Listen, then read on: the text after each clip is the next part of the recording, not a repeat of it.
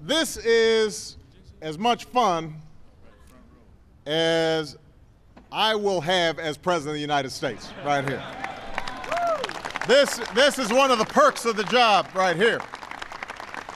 Ladies and gentlemen, the greatest team in NFL history, the 1985 Chicago Bears.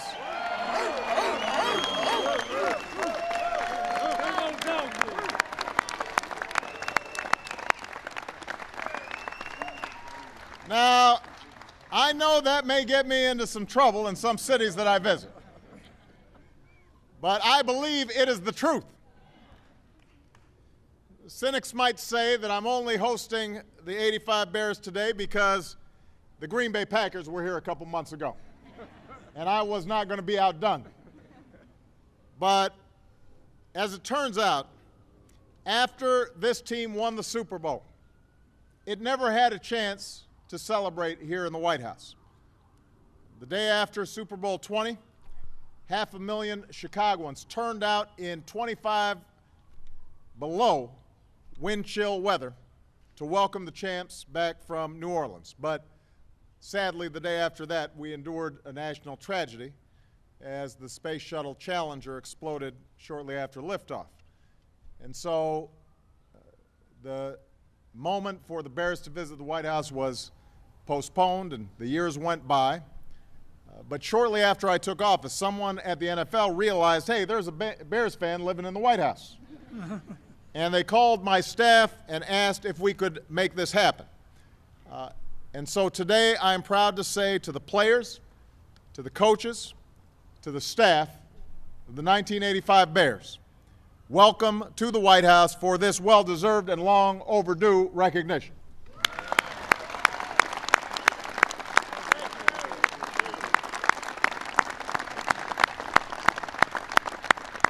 Now, I was mentioning, as I was visiting with the players and coaches out back, that in 1985 I had just moved to Chicago.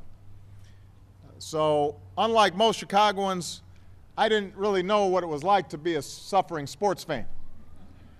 There are a few members of Congress and big Bears fans here from Illinois who knew what that was like. But none of us had ever seen what happened that fall. Nobody had ever seen anything like it. This city was invigorated and brought together by this team. This team ruled the city. It riveted the country. They were everywhere. They were like the Beatles. And this was before Sports Center and before 24/7 sports news had really taken off. But they just captured the country's imagination. We loved this team. Everybody in Chicago knew all these guys' names. We even knew the names of the offensive linemen. Now, you know offensive linemen, they don't get enough love. Oh, yeah. Right. That's for sure. But these guys had their own poster, the Black and Blues Brothers. All right. When was the last time you saw a poster of an offensive lineman? But what made this team so captivating wasn't just that they won, wasn't just that they dominated. It was the way they did it. Yes, they were punishing. Yes, they were dominant. But they also had a lot of fun. And you could tell they enjoyed playing together. They were, of course, led by the coach who set the tone, Hall of Famer Mike Ditka.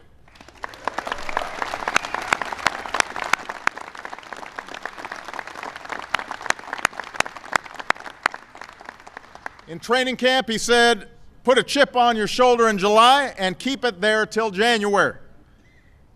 Some of you may remember that back in 2004, when I was running for the Senate, some people were trying to draft Ditka to run against me. I will admit I was a little worried because he doesn't lose. Coach, I'm glad you didn't run because I have to say I probably would have been terrible on ESPN.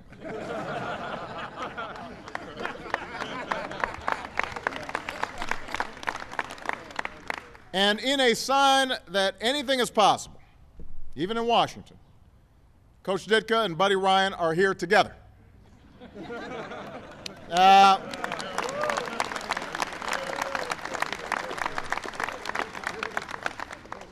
Coach Ryan's 46 defense changed football forever.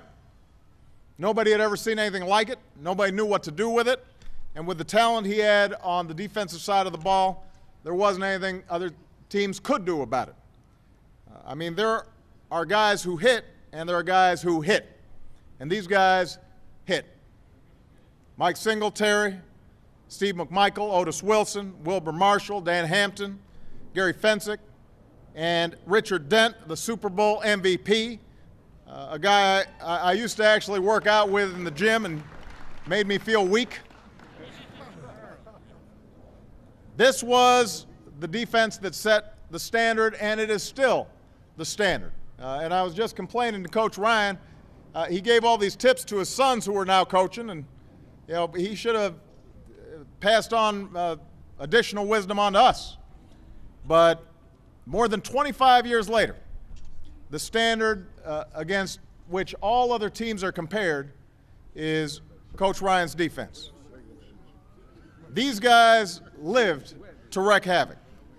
It was like they were competing with each other to see who could get to the quarterback or the running back first. There was one game that season in which the other team's offense had the ball in Bears territory a total of 21 seconds. Now, of course, this was also the second-ranked offense in the league that season. Jim McMahon, where's Jim? Just right here. You need me to speak? No. We're not going to let Jim have the mic. I'm just going to say nice things about you. Jim played quarterback with no fear and lived life with very few rules. A rock and roll quarterback who was on the cover of Rolling Stone. And you had kids wearing headbands and shades to school because of Jim. And he gave me a headband, and I'm not wearing it. But I want to let you know that I do have it. Willie Gault might have been the fastest man in football, probably had the highest high fives. And then there was somebody we all revered, and that was Walter Payton. You know,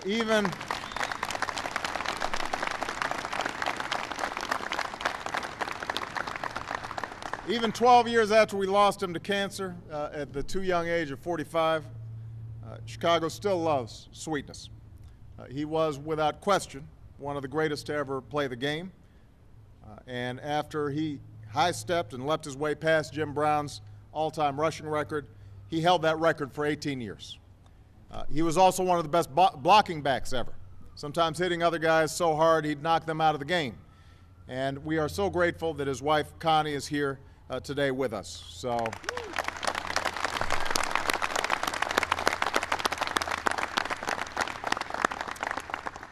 We also tragically lost Dave Duerson this year, and Dave was one of the team's hardest hitters. Hopefully, lessons from his brave struggle with the kind of brain injuries those hits might have caused will help today's players down the road, and we're grateful that his former wife, Alicia, is here today as well.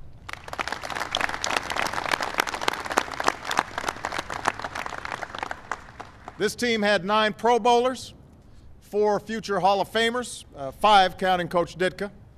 They won one 3-game stretch by a combined score of 104-3. And even though they were the youngest team in the NFL at that time, these guys were so confident that Kevin Butler, who's the kicker and still the Bears' all-time leading scorer, called his then-fiancee Kathy from training camp in July to say that they had to change their wedding date because that was the Super Bowl day. They were so confident that the day after they lost their only game of the season, they recorded the Super Bowl shuffle. They were suggesting that I should dance the Super Bowl shuffle. Can't do it. But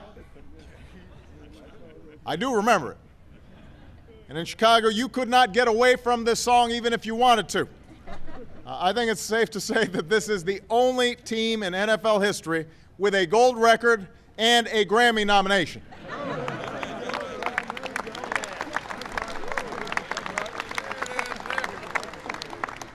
So this team changed everything for every team that came on after, on and off the field. They changed the laws of football. They were gritty, they were gutsy, they were hardworking, they were fun-loving, sort of how Chicagoans like to think of themselves.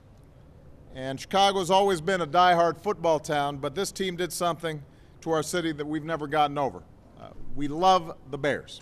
And as much fun as it is to finally have these guys here, we want today's Bears to come home to the White House with a championship as well. But in the meantime, congratulations to all of you. Thank you for helping to bring our city together. Thank you for the incredible fun that you gave to all of us. Stick around, guys, and enjoy yourselves. But as I mentioned back there, don't break anything and keep your eyes on McMahon. All right, Coach? Wait 1 second. We want to give the president, on behalf of the 1985 Chicago Bears, we consider him one of us. It was a great group of guys. We're very proud that you honored us by bringing us here. It's only 26 years after the fact and 5 administrations, but thank you. Thank you so much. Thank you so much. Are we going to strike the podium here? Let's get a nice picture. Come on. I'm going to.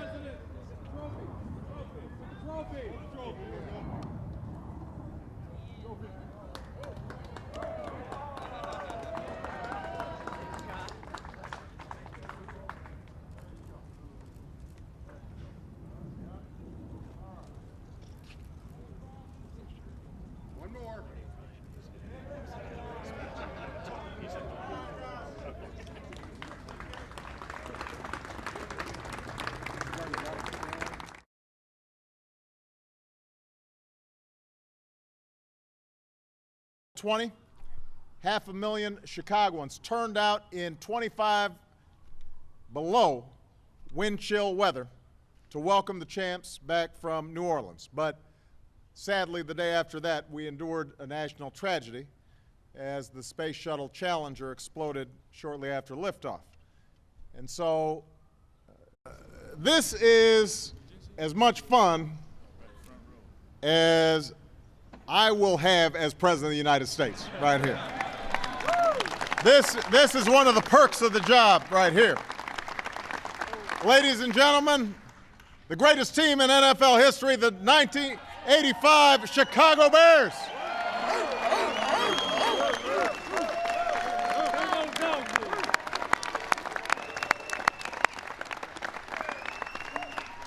Now, I know that may get me into some trouble in some cities that I visit, but I believe it is the truth. Cynics might say that the moment for the Bears to visit the White House was postponed and the years went by, but shortly after I took office, someone at the NFL realized, hey, there's a Bears fan living in the White House. And they called my staff and asked if we could make this happen. And so today, I'm only hosting the 85 Bears today because the Green Bay Packers were here a couple months ago. And I was not going to be outdone. But as it turns out, after this team won the Super Bowl, it never had a chance to celebrate here in the White House. The day after Super Bowl